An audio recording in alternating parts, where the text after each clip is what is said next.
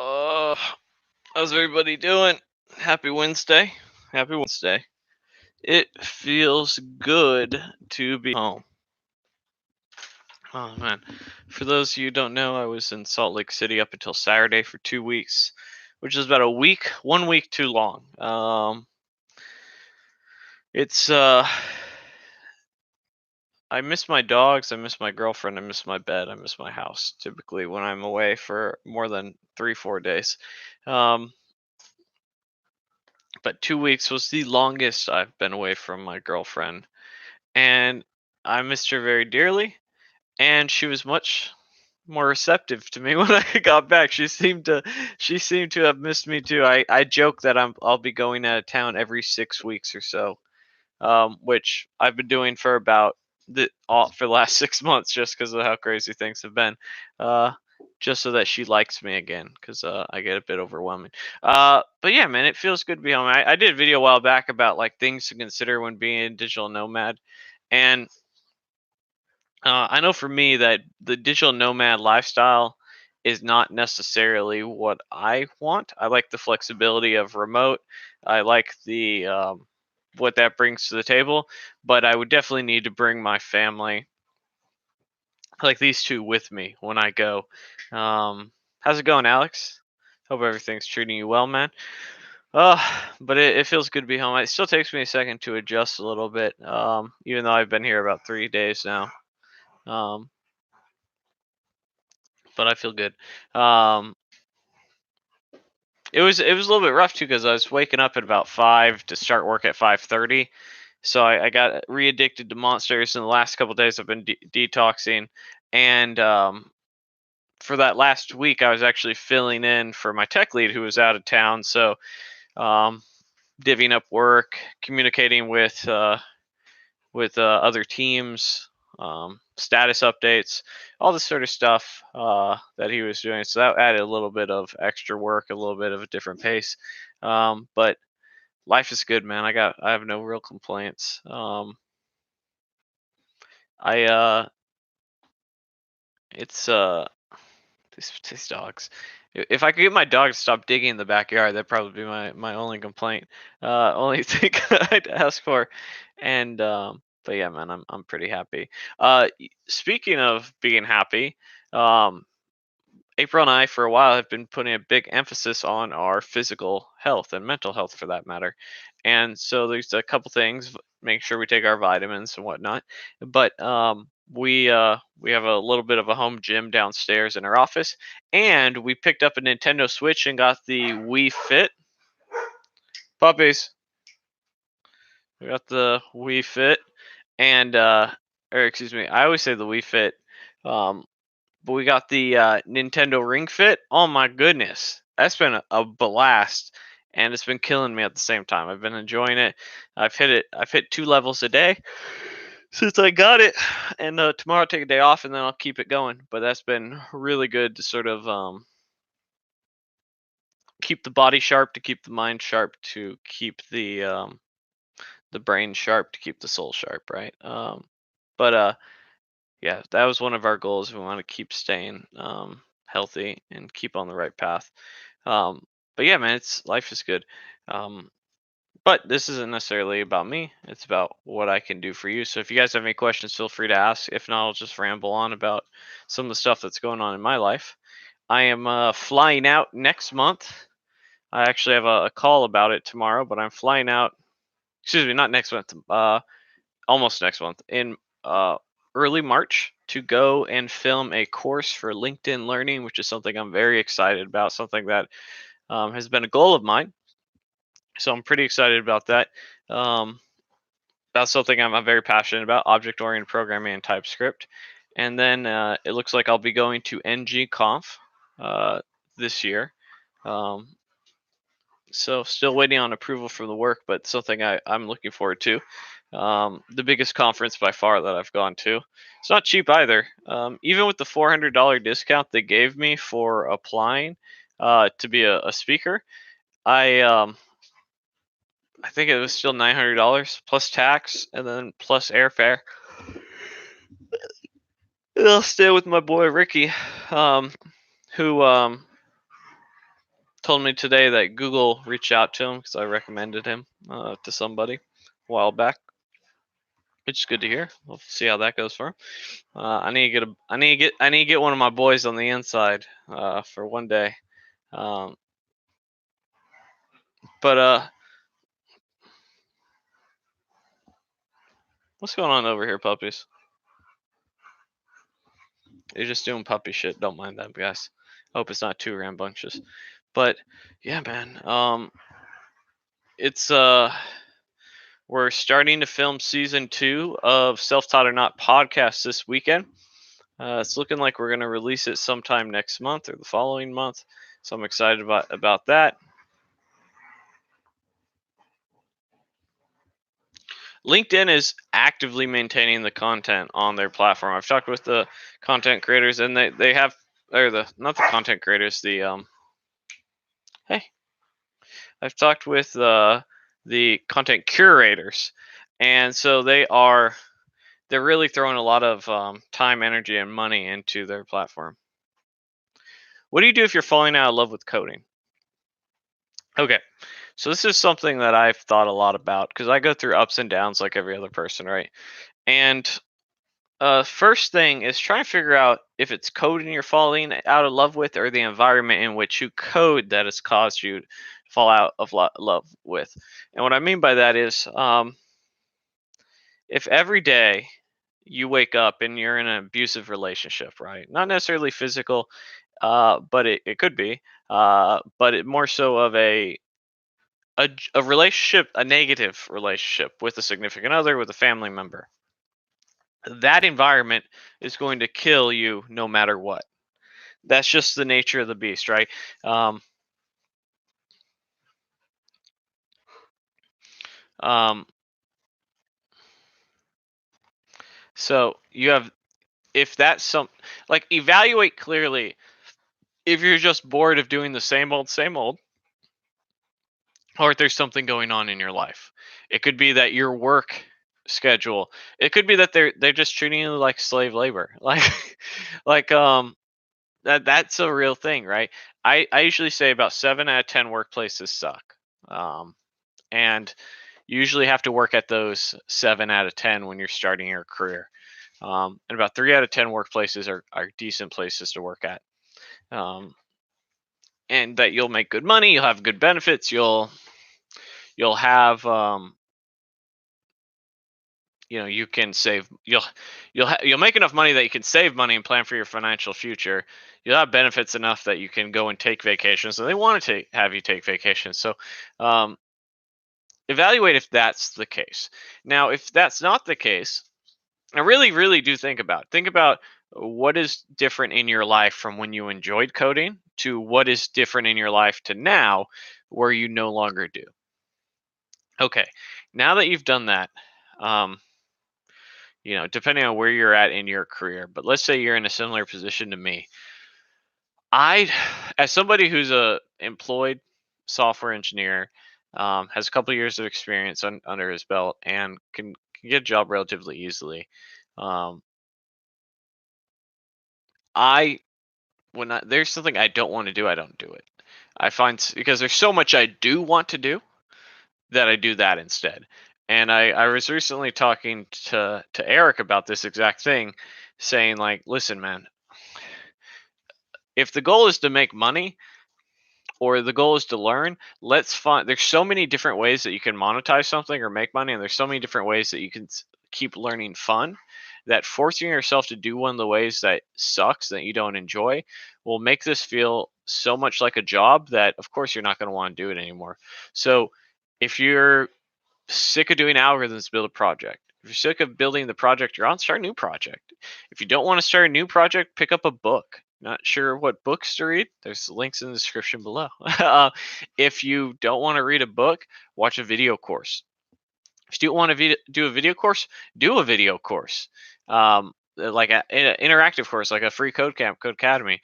If you are sick of all that, go and update some old projects. If you're sick of all that, go and update your LinkedIn, update your resume, make sure that's looking nice and clean. You're sick of that, go to a meetup. You're sick of that, write a book, write a blog, start something new.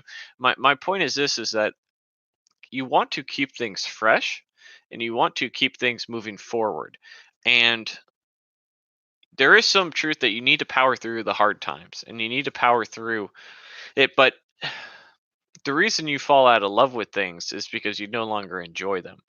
And, if you have a $50 steak every day, it's going to feel really delicious. It's going to taste really delicious for a decent amount of time. Then you go, same $50 steak, huh? Ain't got no seasoning. Oh, okay, cool. So now we're adding some seasoning. That'd be cool for a little bit. You season it up. You say, what else does this need? Oh, maybe let's try some garlic. And then let's try some barbecue sauce. Now let's have it raw. Anyhow, the point I'm trying to say is variety is key to learning. And it's one of the better ways to learn, in my opinion. And it's also key to keeping it fun. And if you're having fun with it, you'll continue to love it and you'll continue to do it. So,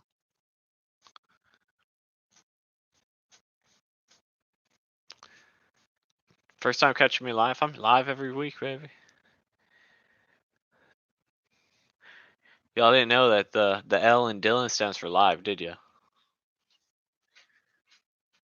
Do you have any personal Angular 2 plus interview list questions?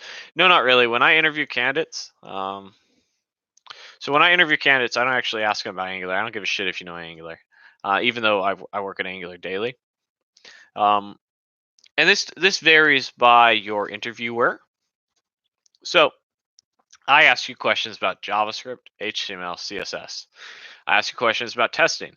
I ask you questions about asynchronous code. I ask you questions about solid principles. I ask you questions about design principles. I ask you basic, even if you're interviewing for a front end role, I ask you basic back end questions. Things like what is REST?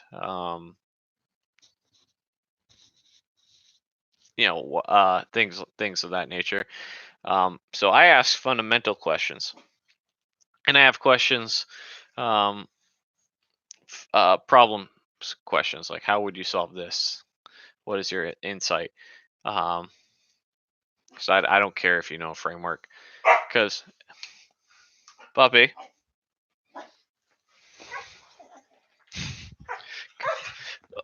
oh, it's okay. Because I don't care if you know the framework. Because we might change frameworks. We might change languages. I want some. Oh, I want somebody who understands principles and fundamentals and understands the language, not the framework. Typically, people who ask you framework questions, in my opinion, um, they've probably worked with contractors too long. Contractors memorize things, um, and and and they memorize. Oh, I want to memorize. In Angular we have services. I want to memorize these things about services. These questions about whatever. And the issue with that is you're memorizing things. You're not actually learning things, and so I don't memorize things. Have you ever thought about doing another mock interview with an aspiring developer? Um, sure. You want to hop on right now or what? Yeah, we can. I haven't actually interviewed anybody in, God, maybe 6 months. Ever since we got my tech lead at my new tech lead at my work, I haven't interviewed anybody. So I'm a little rusty. But yeah. So I actually interview people quite frequently in our mentoring sessions. That's one of the things people um, ask. Hey, I want to be interviewed. Can you give me a mock interview? Blah blah blah. Tell me where you think I am, and this and that. And I do. Always the caveat that you have to understand is like the questions I ask are what I find important, while the questions um, other people ask are um, what they find important, and we can disagree on that, right? So like there's certain organizations that don't give a fuck about testing. They don't care at all. Zero cares. um that's not the type of developer I am, so I always focus on that, or I have a focus on it. I wouldn't say like that's my only question, but it's definitely one. um And good testing can be taught. Ever hear of educative.io? That sounds familiar. Let me see here.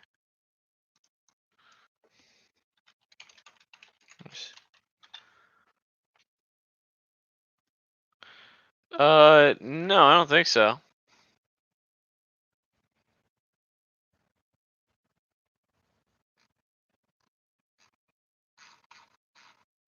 Hmm. It looks like it's text-based courses.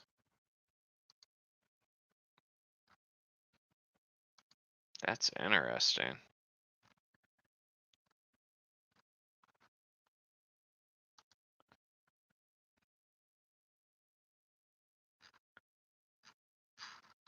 I like their UI. What do I think about Dart? I don't care about Dart. uh,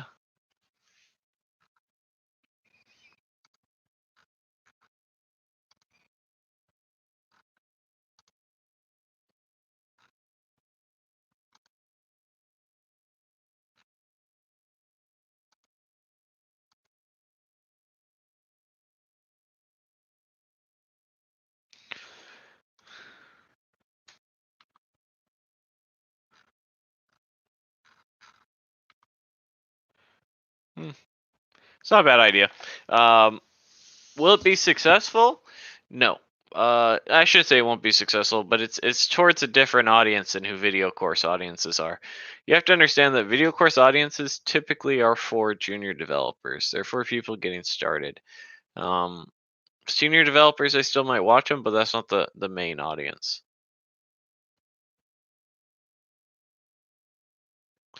What kind of questions would test someone's vanilla JS knowledge? So when you say vanilla JS, you're typically referring to DOM manipulation, but I'm going to say you're referring mainly to just JavaScript. Okay, so what would be an entry level question? What would be a mid level question? What would be an expert level question? Um, so let's see, an entry level question. Um, Let me think. I can think of a mid and expert relatively easily, but what's an entry level?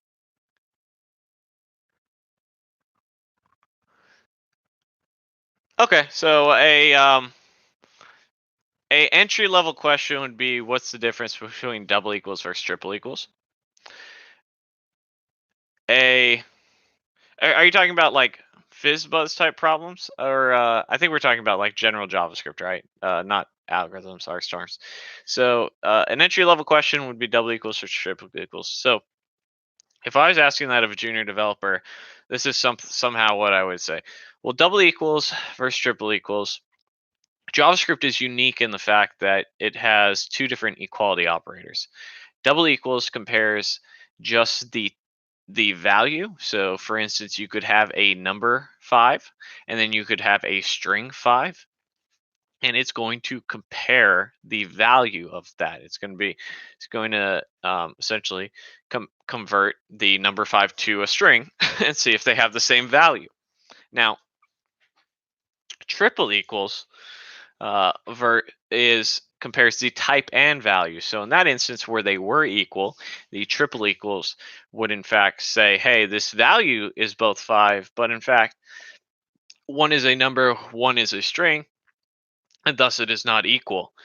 And typically, and this is where I would hope they would continue that question, typically the recommendation is you want to be more strict in your type checking to reduce errors. So anyhow, that would be an example of a entry level question that I would hope they'd be able to answer. Mid level, I forgot what my mid level question would be. Oh, mid level would be something like script, and it's not even current. We're talking about like 5 years at this point. 5 years. Um, so it's not that current, but I would ask, what is the difference between var, let, and const? And I think that honestly probably falls more into junior, but we'll say it's mid for this. I would expect something like this.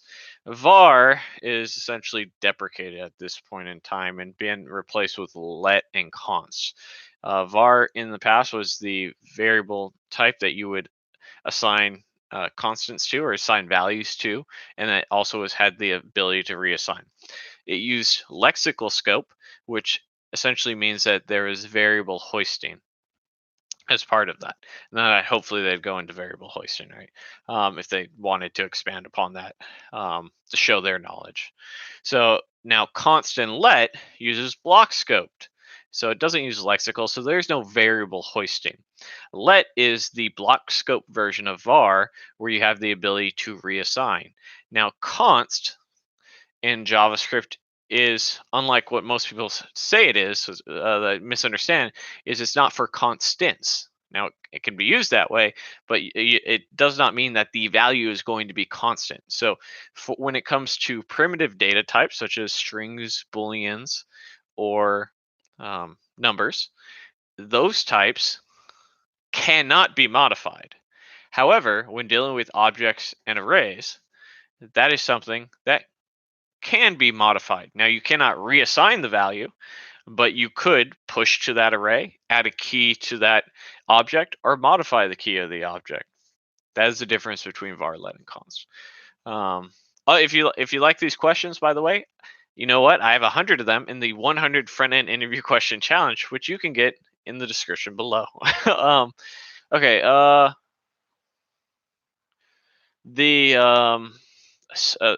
A high level question. What would I ask? So for a high level question, that I actually cared about a little bit more.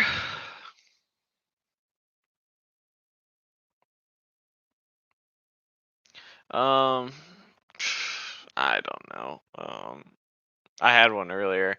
I was gonna say, what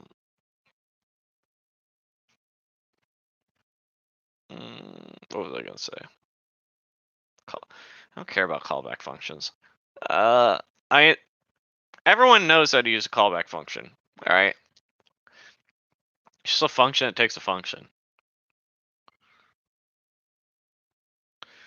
What do you do if your boss looks for the smallest bug in your app's functionality and uses as argument not to raise your salary? You leave for a raise. Here's the thing: if people are looking for reasons not to give you raises, actively looking, um, then it's not a healthy workplace to be in. That's all.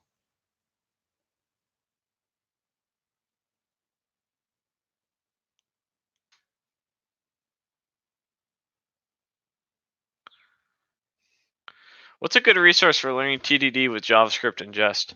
I don't know that there is a good resource for TDD. Although I haven't looked for it. I've essentially just done it on my own, and so gone from there. How about TypeScript questions? Uh, TypeScript specifically, I'd probably just focus on object-oriented programming stuff. What's the difference between extends and implements? I'd also probably ask you some questions that would lean you towards defining an enum. Why might we use an enum? How might we name an enum? How might we follow those best practices and standards? I might even ask you what are some of your favorite TS-lint settings, just for fun, to see if you have any. But I wouldn't put. So I stay away from questions I don't put weight into, and I stay away from questions that don't require memorization or require memorization. So that's probably why I don't ask too many TypeScript questions. I mainly just ask JavaScript questions because you should be able to pick up TypeScript in a day.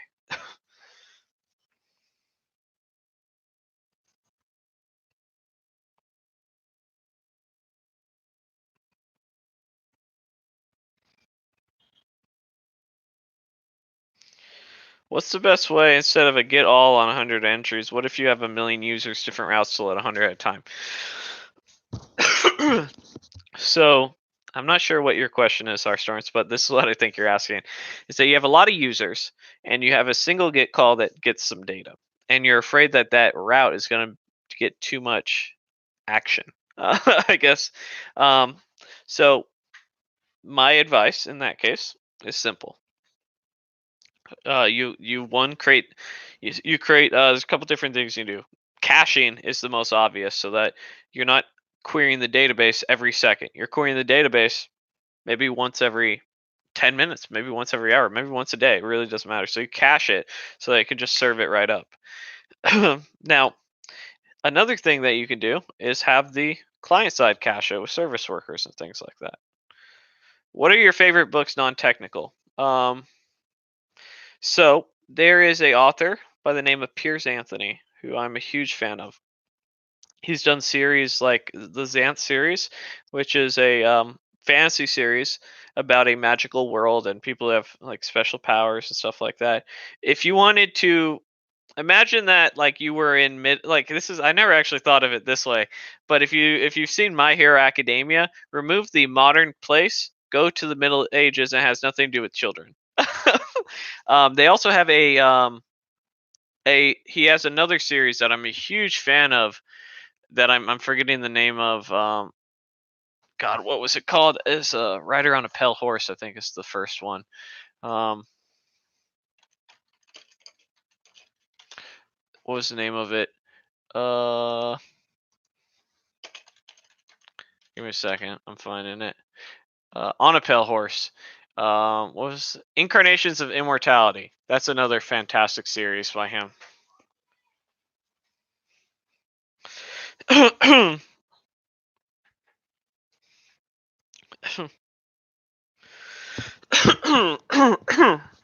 But I actually wanted to start reading the Xant series again because they've added a bunch. I was up to date like a decade ago, but they've released like 5 or 6 more, and I was thinking about starting fresh. Um, Thoughts on MongoDB? I love it, man.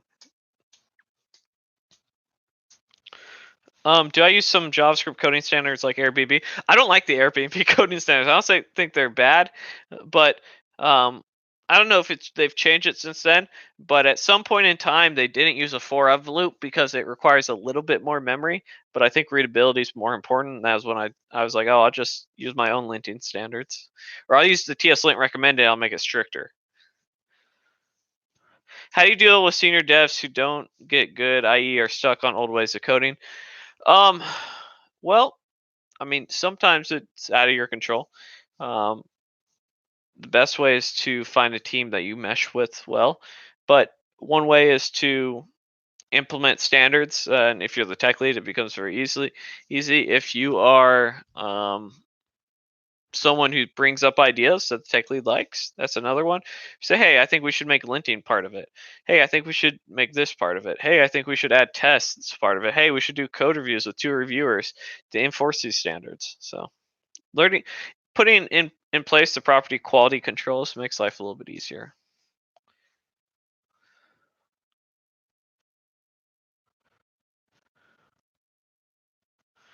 How much JavaScript do you need to know before React? Just JavaScript. I don't know how to answer that.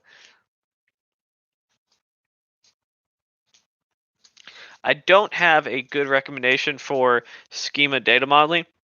What I would what I would recommend is understanding good object-oriented programming. Because nowadays, when you are using relational or document-based specifically, if you understand things like single responsibility principle and the interface segregation principle, it'll make creating those data models and those schemas much better.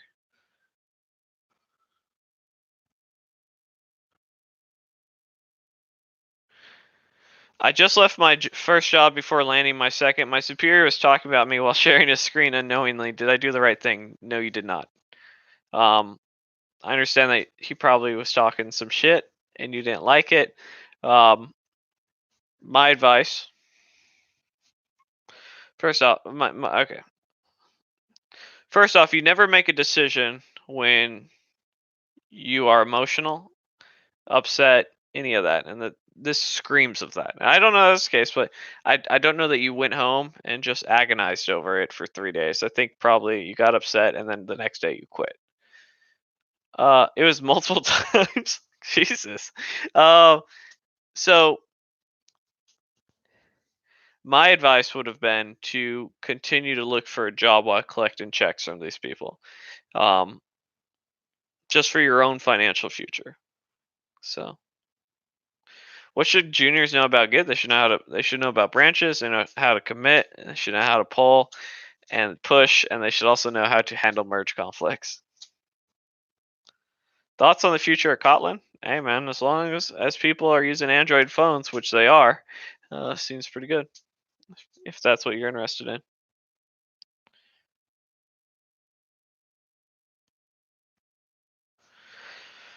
How many responses do you expect after applying to 100 job apps online with a decent resume?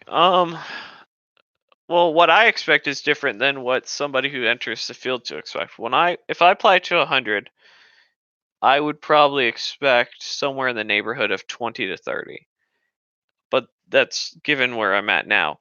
If I applied to 100 and I didn't have any experience, I'd expect in the neighborhood of 1 to 3.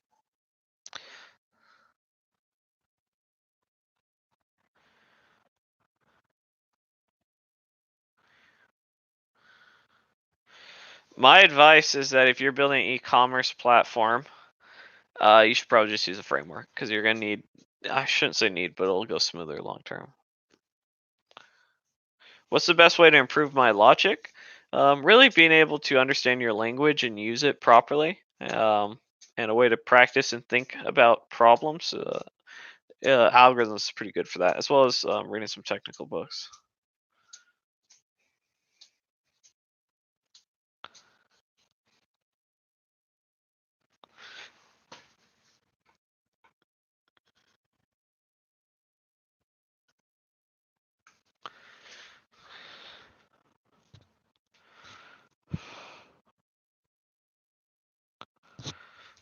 So,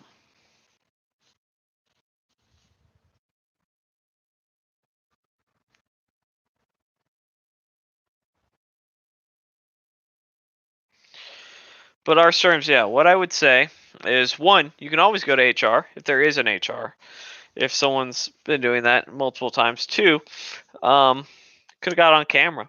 It would have been really embarrassing to get that recorded and handled that. Um, Three, I unless you're financially independent, which most of us aren't, right? Maybe holding out. Um, it's understandable why you did, but probably after the first time, I would have been searching for a new job. You don't want to get so at any point where you are like you you don't want to get to the point where you feel you have to quit your job for your own happiness because that means you waited too long. When you're like, I don't know what I'm gonna do if I go into this place tomorrow. You waited too long to start searching for a new job. Um, Obviously, you're in a situation that's you probably didn't really enjoy. Um, so it might have been time to keep looking early on. So it was my first. I was afraid. However, it's multiple 60 hours a week. I was paid 45,000. Yeah. So at 45,000, when we're working 60-hour weeks, it's essentially the equivalent if you worked a normal job for about $30 an hour with over, or about, excuse me, not $30 an hour, it's about if you worked and got paid minimum wage in some states around 14 to 15 with overtime, right? For 60 hours a week. So I understand being afraid of leaving, but it's better to leave with another job than to leave with no job, right?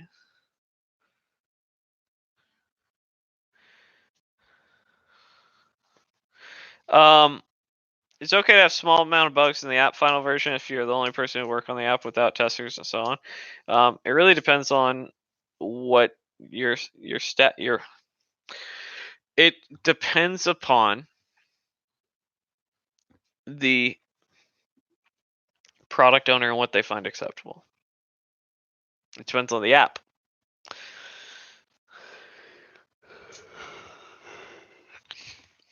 Hey, baby girl,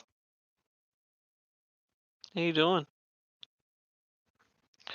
Um, I'm not saying you're incompetent in art terms. Listen, man, I say on here all the time that 7 out of 10 job places suck.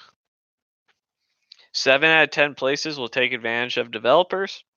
7 out of 10 places will treat their employees bad. And you're more likely to be only able to get those 7 out of 10 when you start your career. Um,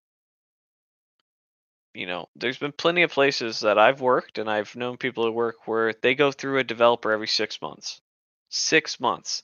They don't care. They're not going to change anything about how they do it.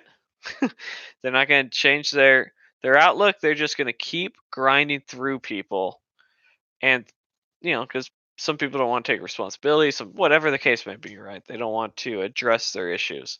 Um, so yeah. I feel like people go to HR for trivial things these days, not saying it shouldn't be there. I've never known anyone to go to HR for anything at all. Like but here's the thing: as a developer, like if you have to go to HR, you probably just might as well just go get another job. Like it's not that much harder. Favorite JavaScript testing framework? Right now it's Jest. I like Jest a lot. I actually converted our test suite to Jest 2 sprints ago. Big fan of it.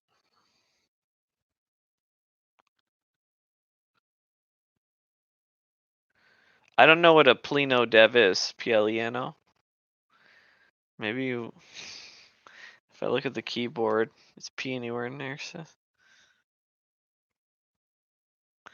I don't know Pleno. But Jest, yeah, Jest is based off Jasmine, which I like. It's just built better.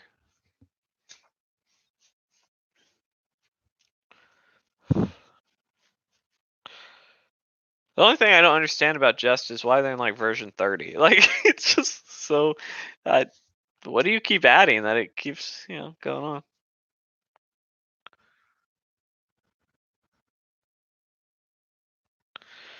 Where I work, there's a tough job market, 400 to 500 CVs per role. I end up thinking I'm not a superstar, and this will have no luck if I do not want to change. How do I change this mindset?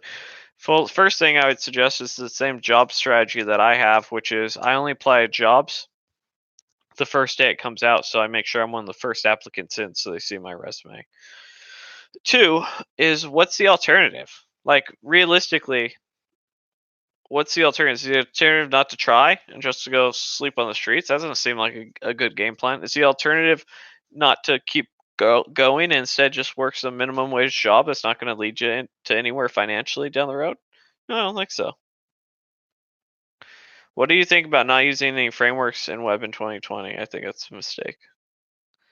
Um, I mean, the general idea about frameworks is they exist for a reason. Um,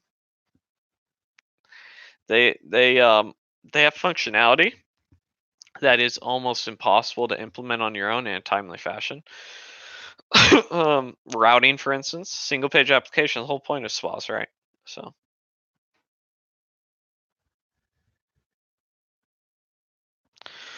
um, the application I have that I worked on started with no testing, and now we're in the mid 60s. The goal will be to get it above 90% within the next few months. But we went from 2 to 3% to now 65%. And the last percentage stuff is some of the more complex stuff that's harder to test, more fragile. And but yeah, I test everything that I can. Did I work with React? No, I've worked in Angular and Vue in my professional career. You can't have any of this, baby girl. It's chocolate. I bought some Girl Scout cookies from Eric's daughter online.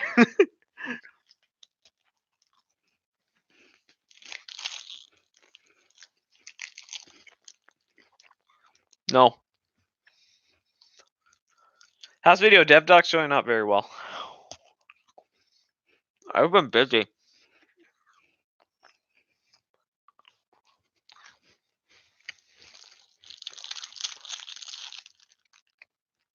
And about what I was talking about earlier about not working on things you don't want to work on, I don't want to work on it right now.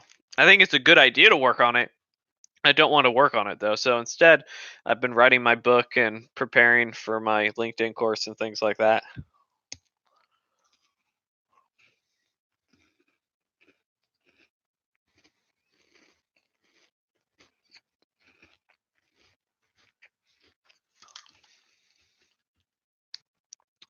I like Electron. I do not use it.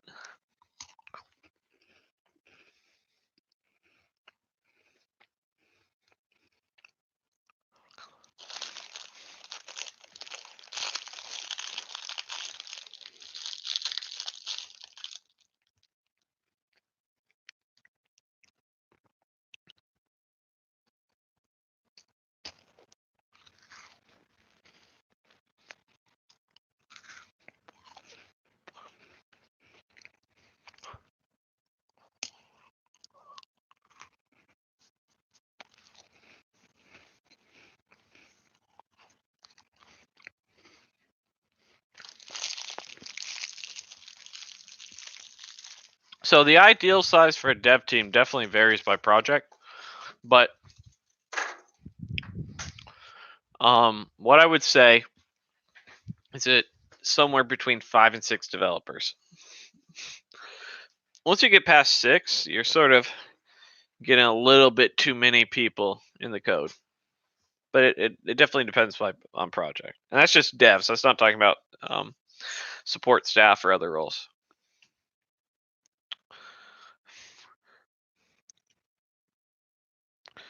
What's your opinion on building a bug slash task tracker app for mid dev portfolio? I think it's pretty cool. I think it's unique too. Yo, Dylan, I got my first job after grinding for a few years thanks to you. Thanks, man. But if you put a few years of work in, it sounds like you did most of it. But I'll take the credit. I appreciate that. Would you mind sharing for some people what sort of job you came from and how you got there? I'm interviewing for full stack jobs in DC that are going from 90 to 100. Going well, but suffering imposter syndrome hardcore. Worried about the back end guys being way smarter than me, training junior devs, etc. All right. Well, Jacob, that's gonna suck from a mentality standpoint. But the good news is, if you get the job, you probably don't have anything to worry about imposter syndrome wise. Companies throw us through the ringers nowadays before you get jobs. So when you get the job, you've already been tested.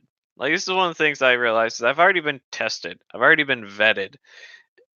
And so I have the skills they're looking for, so I should relax. But also, um, it's something that goes way slowly but surely as you start training others and start helping out. And but just understand that you're not alone in that aspect.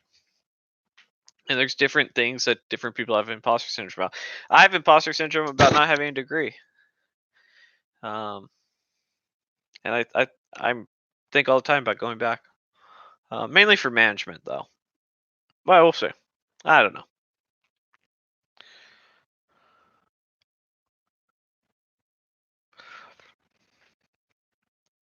I kind of want to go back for just some bullshit degree. I want to go back and get like an underwater basket weaving degree just to say I have a degree, and then I'll go get a master's in something real, like computer science, something like that. Like, I want to go get one of those degrees where they just ask you to write papers about philosophical shit. You know what I mean? Like the stuff where they're just like, "Hey, tell us about how you think the soul works." Like, I don't know. I know a couple courses that my brother took uh, that had to do with that. That I'd love to do some shit like that. Something that's just completely non-logical, and you literally just went back for randomness.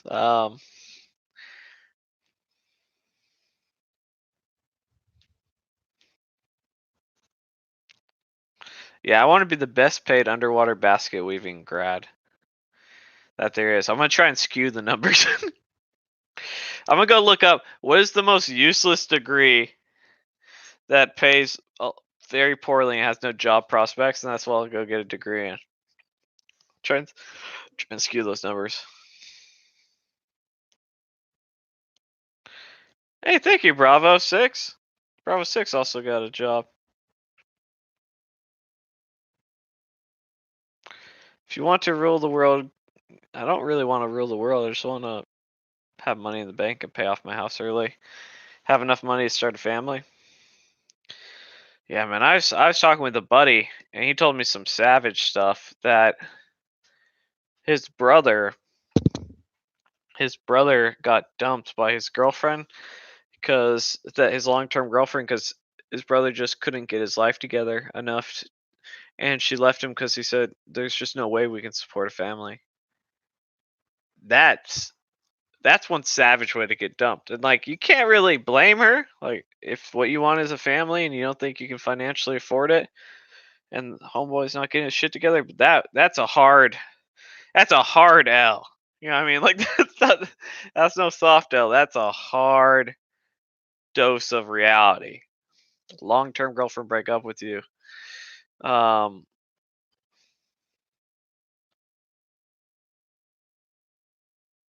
I don't know, man.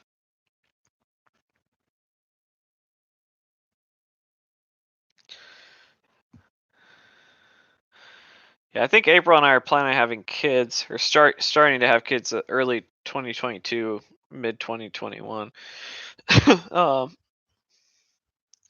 you know, we'll see.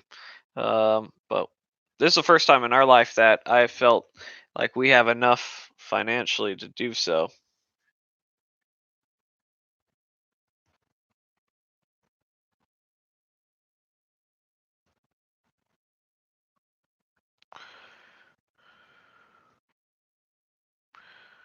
Hey, baby girl, get up here. Come here. Oh, this is Boise. This is my baby girl. How you doing? Oh, you're a good girl. You're a good girl, aren't you? Aren't you? Aren't you?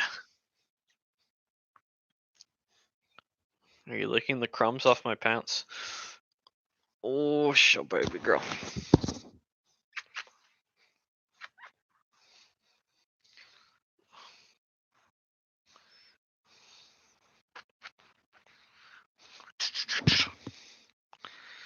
Yeah. Um.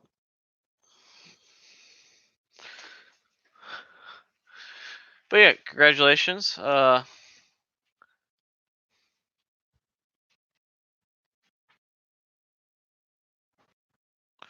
glad Bravo 6 and we have the John Codes, Chris Codes. There we go. Chris Codes. Both got a job, man. I wish Chris, if you didn't hear me first time, I'd love to have an update about what sort of job, how you got into it, um, what job you left, all that sort of stuff. Because people like that stuff. And one of the cool things about my channel, and I don't have the biggest channel, right? But one of the cool things is that sort of my story to a degree, right? Hey, here's a guy, a normalish enough guy, um, who is delivering pizzas. You know, delivering pizzas. I'm doing the Uber thing, basically working manual labor, miserable in school, so he goes self-taught route and uses all these free resources that you can see videos online, right? It's not like, oh yeah, I use all these free resources, no evidence. Like there's hundreds of videos of me doing this stupid shit.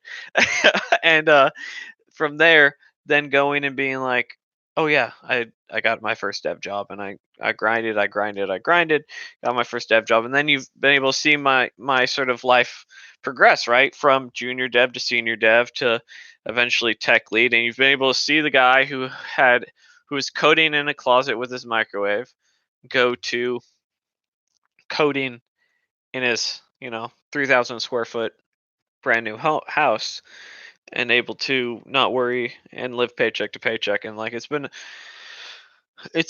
the more, I think, valuable, like if you're here from early on and even later on, it's one of the more valuable pieces of the sort of fibers of it. Am I technically? No, not yet, not yet, but eventually I will be. Let me put it this way: DS123, I will be, and it'll just be another step along the path. I would say in a couple of years I'll probably be tech lead. I don't know. I definitely have to fill up some gaps in the in my backend skills. The free Code Camp jQuery days, yeah, man. The doing all the free stuff on Codecademy. The yeah, man. By the way, I'm looking forward to their Python content. I don't know if you guys saw that, but I think I saw they're gonna have like 150 hours or 500 hours of content on Python. Like, good on them, man, because I'm about to knock it out of the park. Um, Python is my second favorite coding language. It's the one I enjoyed most in college. So in college, I coded in Java primarily, and then I also coded in C Sharp, C++, Visual Basic, and Python. I loved Python. Python was by far my favorite. Any skills I want to improve on? Generally, I want to improve upon relational databases. I want to improve on understanding the DevOps pipeline process, and I want to improve on schema definitions. Those are really good. And maybe just maybe understand a little bit more of rest standards.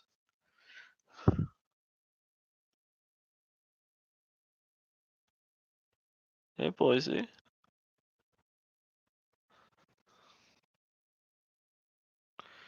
How's the real estate market in Florida?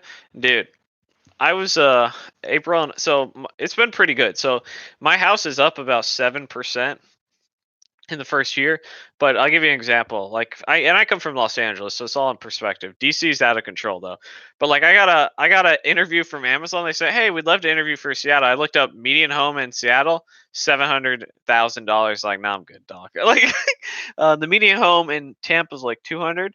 But I paid 260 for my house. It's brand new, comes with a warranty on everything. It's very nice. It got tile floor, granite countertops. It's 2,800 plus square feet.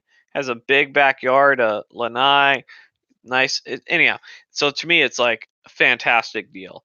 But we're we're getting ready to like have kids. This little not necessarily what we want. So we were looking about 40 miles outside of Tampa. I saw a house the other day, fully renovated, about 2,500 square feet, with 3 acres of land, fenced in, and a pool for the same price of the house that I paid. It's older, obviously, but it's been renovated. And so, like, the Florida market's great, although I think Florida, similar to like Salt Lake, Utah area and like the Boise area. I think it's Florida was the state that was the most immigrated to, like largest um, growth of any state in 2019. So, and they've been building houses like crazy down here. So, but it's still in the very reasonable expectation. And you could buy this same house, not as nice, by a different builder. Um, Probably like 10, 20 grand cheaper. And you can buy like the smaller houses, the 1,500 the 1,300 square foot houses for like 200,000. So no, I don't feel like I've missed out on anything in a computer science program.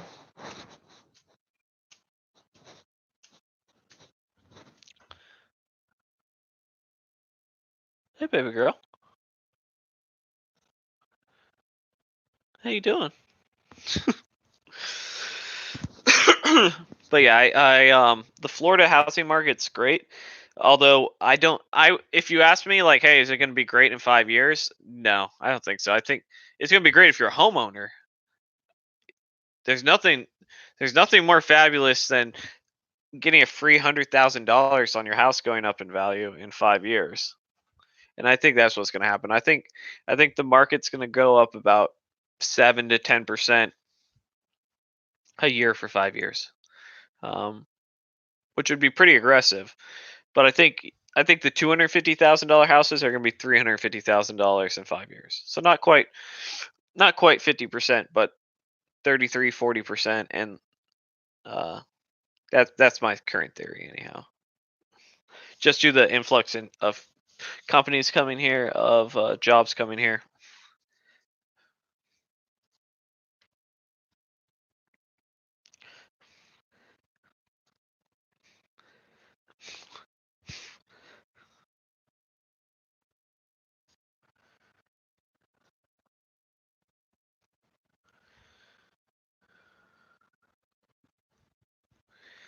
I tell you one thing I hate about this house is this brown carpet. Um, I don't mind carpet. April hates it. So like our whole first floor is like this nice white tile. But like what I would probably have preferred are those. It's like a charcoal gray plank, but it's clay. It kind of looks like fake wood. I'd put that in everywhere. Absolutely everywhere. And if I was gonna have carpet like this, it'd be longer and it'd be like a chocolate gray. Getting real sick of these addiction ads. Speaking of addiction, dude, it was scary how much sense Chris Hawks was making. Chris Hawks did a video on how coding is a drug, um, and how we all should be careful. I don't know about how companies want to see how hooked you are on the drug, basically, and it was making a lot of sense.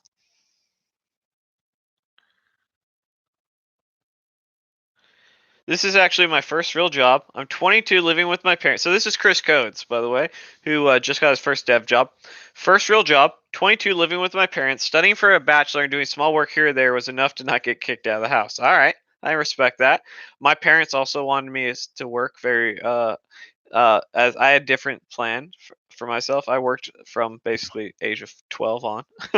um, so after realizing that the computer science bachelor's wasn't going to work out because the university is really slow, bad and slow, I started this road of self-taught to be a front-end dev.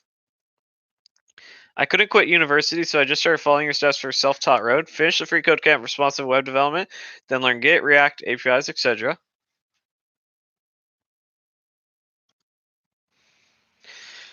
Very nice. Coding is a drug. I've actually been doing less coding outside of work, and I've been intentional about it, even though at times I feel like I should do more. Um, and I worry about becoming a bad developer. I mean, like I worry.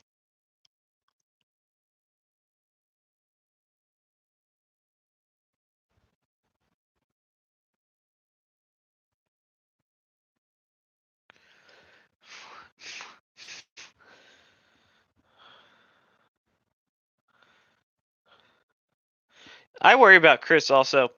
For the most part, I think Chris is just a hardworking guy who he still does YouTube and he's overly tired when he does his videos. But dude, I Chris Hawks is like my spirit animal. Let me tell you, man.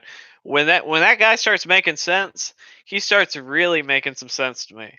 I he and I are on the same wavelength on a lot of stuff, and like when he hits me with some of this stuff, I'm like, yes. Like if Chris Hawks told me that multi-level marketing, he had a multi-level marketing scheme that we were gonna jump in and we were gonna make the money. Sign me up, Chris. I'm with you, baby.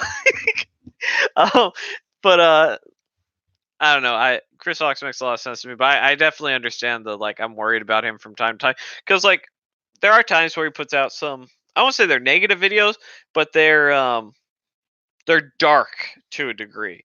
Like the coding is a drug, even though there's a emphasis of humor on it, there was a aspect that was a little bit dark. And that's honestly just the material than anything else. Um but I do I I think I'm not too worried about the guy, man. He's killing it. He's slaying it. He's doing good. Um, you know, like anybody else, we have ups and downs.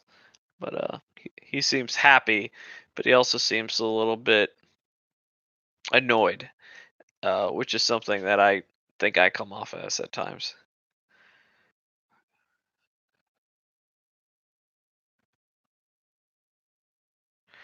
Um, yeah.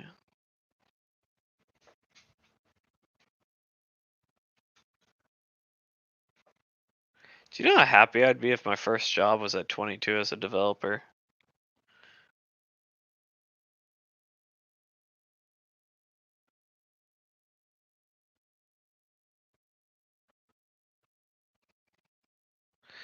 Yeah, it's sort of interesting now, isn't it? Where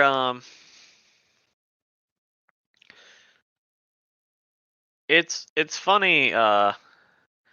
Like April's going through the online boot camp. She's like, yeah, one of my team members has been watching your channel from way back in the day, and it's sort of funny to think back about that.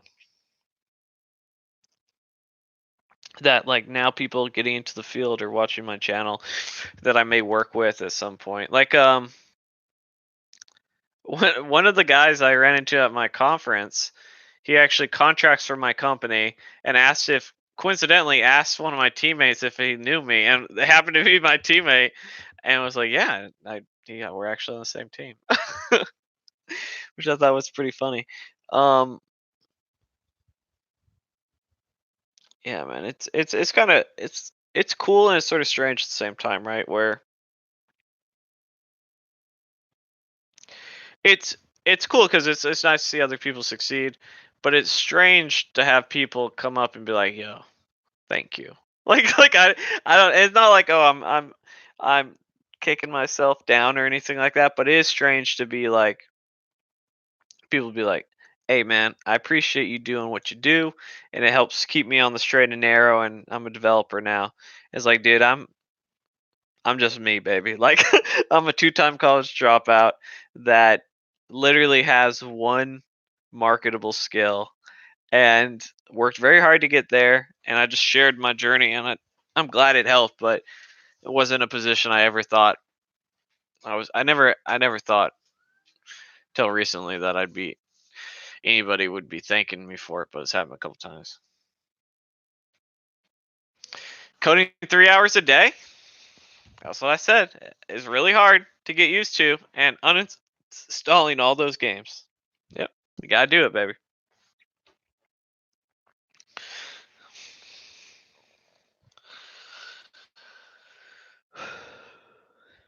Hey, Boise.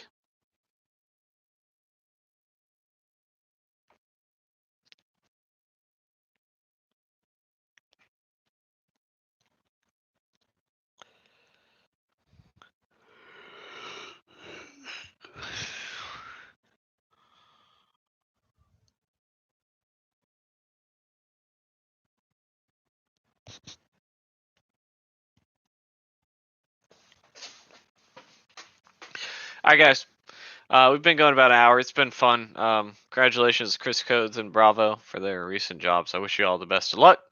With that being said, if you're interested in any of my courses that I've built, such as the 100 front end interview questions challenge, help prep you for those front end interviews, there are links in the description below. I'll see you guys next time.